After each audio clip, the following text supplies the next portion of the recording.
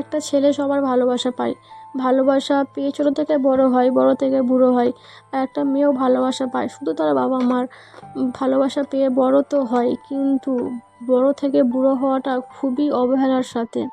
কারণ একটা মেয়ের 18 বছর হতে না হতেই বিয়ে হয়ে যায়, আর 18 বছর যখন হয় তখন একটু মেয়েদের বুদ্ধিটা হয়, ব্যাস তখনই দিয়ে দেওয়া হয় বিয়ে।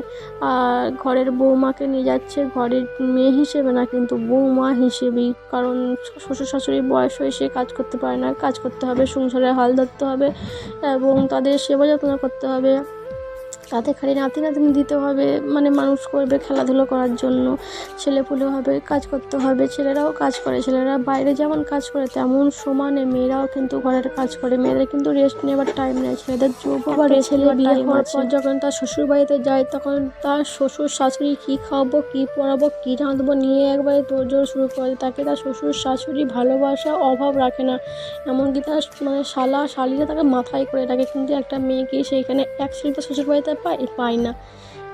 আর তারপর স্বামীর ভালোবাসা তখনই তো পায়, স্বামীর যখন ভালোবাসতে মন করবে তখনই। আর যখন মাইন্ড খারাপ থাকবে, মুড খারাপ থাকবে, ব্যাস অবহেলার চোখে দেখো, ঝাঁঝকারি গালাগালি, মানে যে যেমন দেয় আর কি। হ্যাঁ, সেটা সব মেয়ের ক্ষেত্রে, আমার তোমার বলে নয়, সবার ক্ষেত্রে এটাই হয়।